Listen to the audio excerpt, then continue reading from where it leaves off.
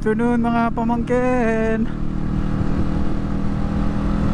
A blessed Sunday to everyone. Tingnan nyo naman yung weather. Napakasarap, napakaganda. Yes! Yes! Kaya for today, takas ride tayo habang may chance na makapag-ride dahil matagal na tayong hindi nakakapag-ride. So we'll have a quick ride with Tito Lester. Aakyat tayo ng Mount Arayat to visit ang banal na bundok.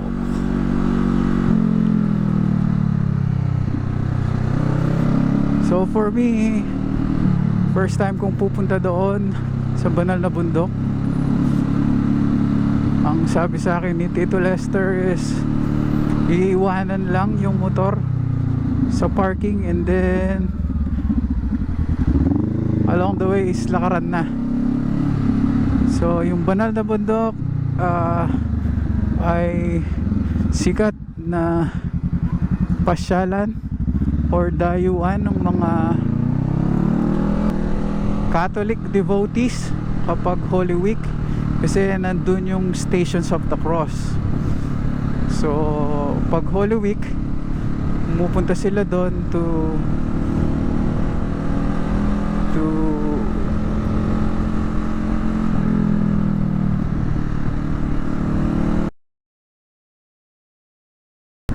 So for today's ride, makakasama natin si Tito Lester, pero hindi na niya tayo pinuntahan sa bahay. Magkikita na lang tayo sa mismong paakyat na ng bundok, dahil siya ay manggagaling ng Angeles while ako naman ay manggagaling ng Mabalacat. So we decided na magkita na lang. Kikita nyo ba yon mga pamangkin? Yan ang Mount Arayat at doon tayo pupunta. Hopefully hindi umuulan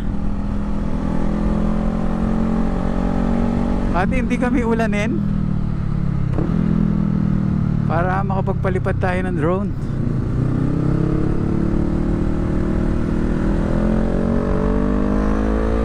Ganda oh mga pamangkin.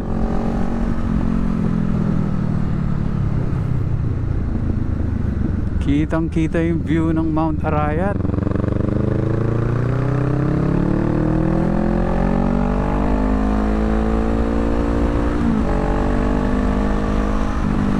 Tell me mga pamangkin, sino ba ang hindi nagagandahan dyan?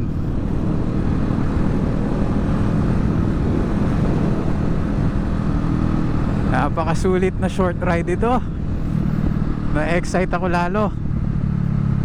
Napakaganda. The first time pala nag-attempt akong pumunta rito. Kasama ko sana ang family ko. Papasyal ko sana yung mga bata sa banal na bundok.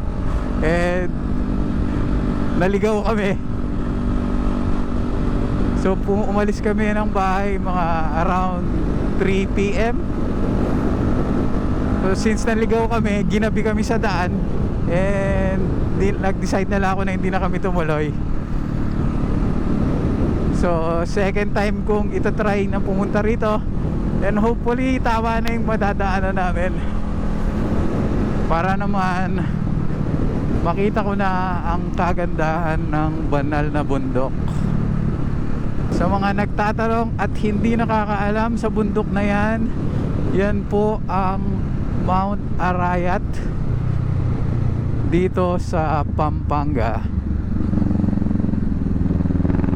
So maybe nagtataka kayo, iba yung itsura. Iba yung itsura niya dahil nasa ibang part po tayo. So kung galing ako ng Mabalacat, bali nasa northern part ito. So north facing side siya. Andito rin pala sa vicinity na to ang Regional Training Center ng PNP. Salute sa mga kapulisan natin dyan. Eto na yung kanto ng paakyat ng banal na bundok. Eto na rin si Tito Lester, nakikita ko na siya.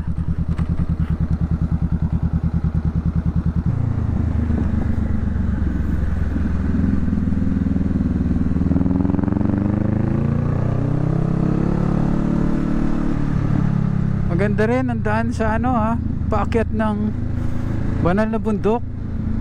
Spaltado yung unahan pero mabuhangin. So ingat tayo mga pamangkin pag aakyat.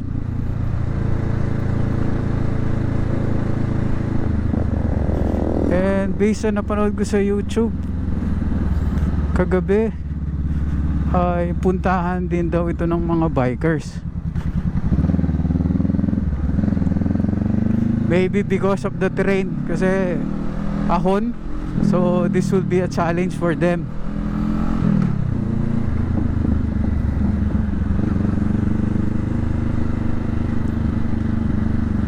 Tsaka pala marami ring mga resorts dito, mga private resorts. Ayan, kung titignan nyo sa mga signages, merong mga farm resorts.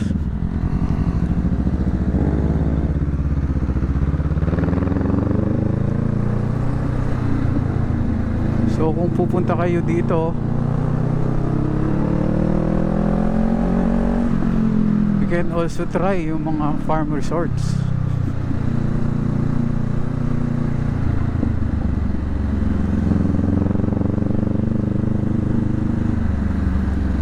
Tent City Cafe Ayala. Ganda mga pamangkin.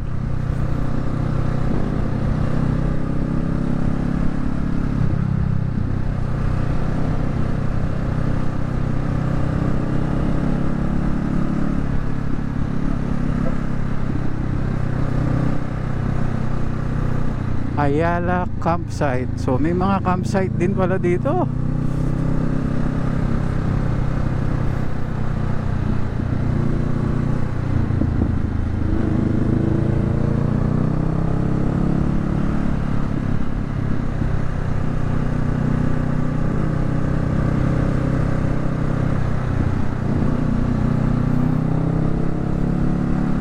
Hindi ko alam kung napapansin nyo sa camera mga pamangkin, pero yung daan is patarik na, paakyat.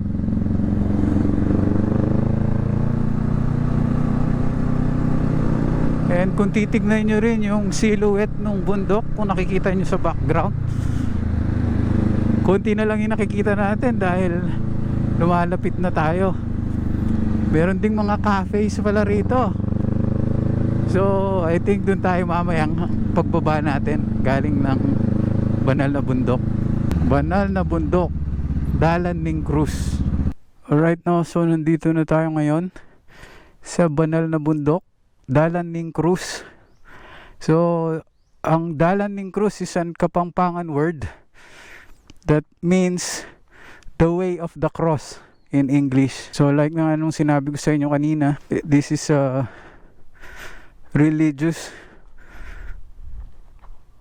place for Catholics. And right now, andito tayo sa Station 1. The Last Supper.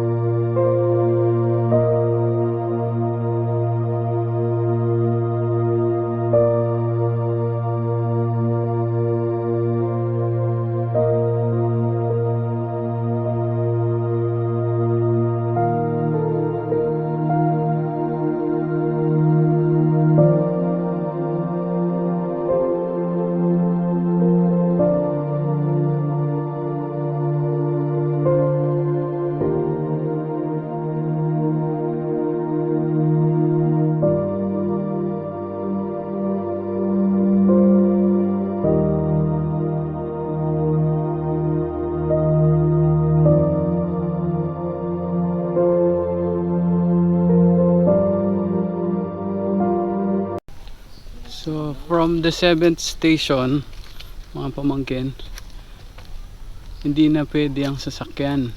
So ipapark nyo yung mga sasakyan nyo, and then magti-trek na kayo for the remaining stations. So after the 7th station, yung 8th station hanggang 14th station is trekking na. So may kasamang exercise ito. And kailangan yung mag-register sa registration office. Oo nga pala.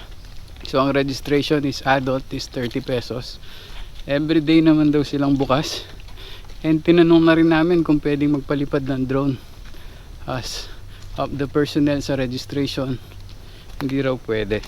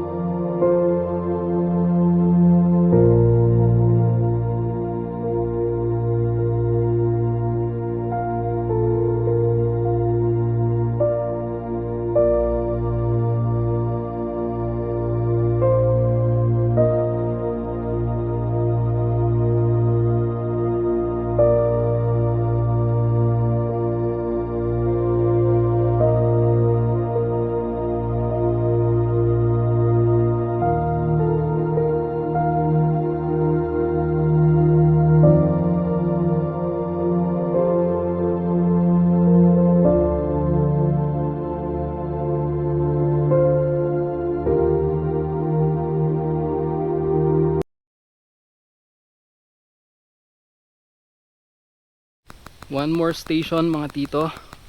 Buti na lang napagbigyan tayo at umaraw na. Sayang, sarap sana mag drone dito. Ang ganda ng view. Hindi pa kita dyan eh. Mamaya pagdating namin sa 14th station, makikita niyo yung view. And mas maganda sana yun kung drone shot. Pero sa mga nagbabalak pumunta dito, kailangan din prepared yung katawan nyo. Kasi ako personally, meron akong nag-exercise ako daily, pero dito medyo nahirapan din ako sa trek. Masyadong mataas, saka madulas dahil kakatapos lang ng ulan-ulan. May mga kwento noon na ang Mount Arayat ay binabantayan ng isang diwata. Ito si Mariang Sinukuan. May mga paniniwala din na ang mga prutas dito ay mas malaki sa pangkaraniwan na sukat. Noong unang panahon, iniisa-isa niya ang mga bahay-bahay sa kalapit upang ipamahagi ang biyaya ng bundok. Nagigising na lamang ang mga tao na may prutas at hayop sa tapat ng kanilang tahanan. Ginagawa niya ito upang hindi naguluhin ng mga tao ang kanyang nagsisilbing tahanan. Ngunit isang araw may mga grupo ng kabataan na nagtangka na umakyat sa bundok. Nakita nila ang ganda ng lugar at ang mga prutas na naglalakihan. Hinayaan sila ni Mariang Sinukuan. Sabi nito, kumuha lang kayo ngunit huwag mag-uuwi ng kahit na ano na walang permiso. Hindi nakinig ang mga ito at kumuha ng higit sa kanilang kailangan. Sa galit ni Mariang Sinukuan dahil sa pinakitang kasakiman ng mga bata, ginawa niyang baboy ang mga ito. Hindi na nito binigyan ng biyaya ang mga tao kailanman. Hindi na muling nagpakita si Mariang Sinukuan sa mga tao. Totoo man ang kwento o hindi mga tito't pamangkin, tandaan nyo na sa pagpunta nyo rito, bakas mo ing lakwan, litrato mo ing kuwanan, oras mo ing patdan.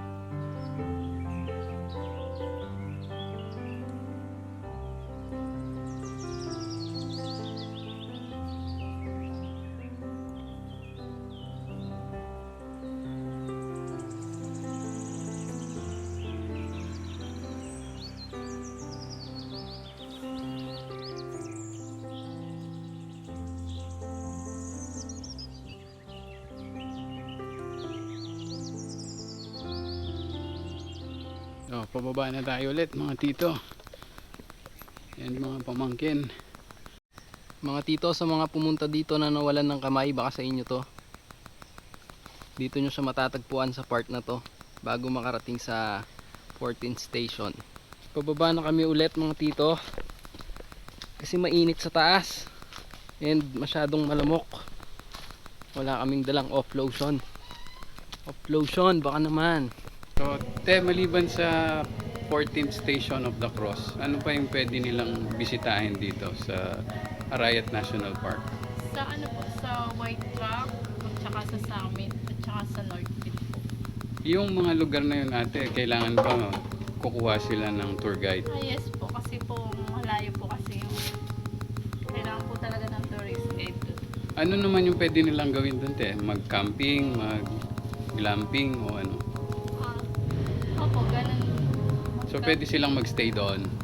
Ay, hindi po. So ano lang yung papasyal lang sila doon, Papasyal lang. day tour. Opo. Okay. Magkano naman yun ate kung kukuha sila ng tour guide? Depende po sa tourist guide po kung magkano po yung papabayad nila. So depende na yun sa usapan nila ng tour guide. Okay te, maraming salamat.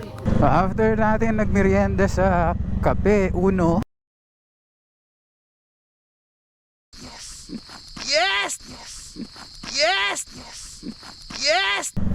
eto na mga tito, uwian na. So 2 parts kasi ang pagra-ride natin mga pamangkin. First part is yung excitement mo dun sa pupuntahan mo. And then the second part naman is yung excitement mo pauwi dahil makikita mo na naman ang mga mahal mo sa buhay.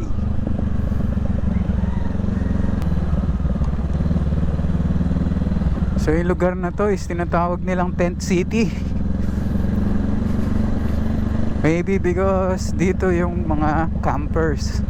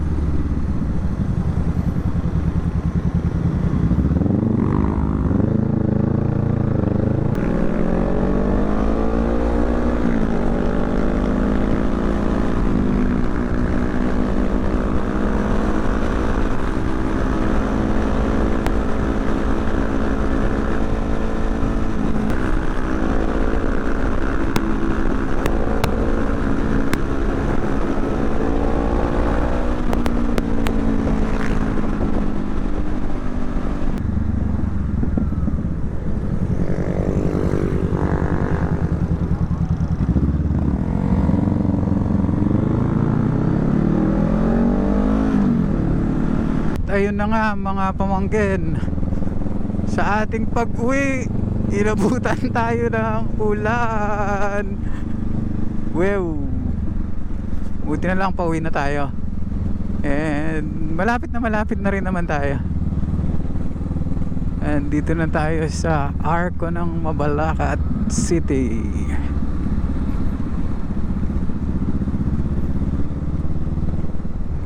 Bakas lang ang iiwanan, litrato lang ang kukunin, oras lang ang papatayin, respetuhin natin ang lugar may nagbabantay man o wala. Salamat sa pagsama sa panibagong adventure dito sa Mount Arayat.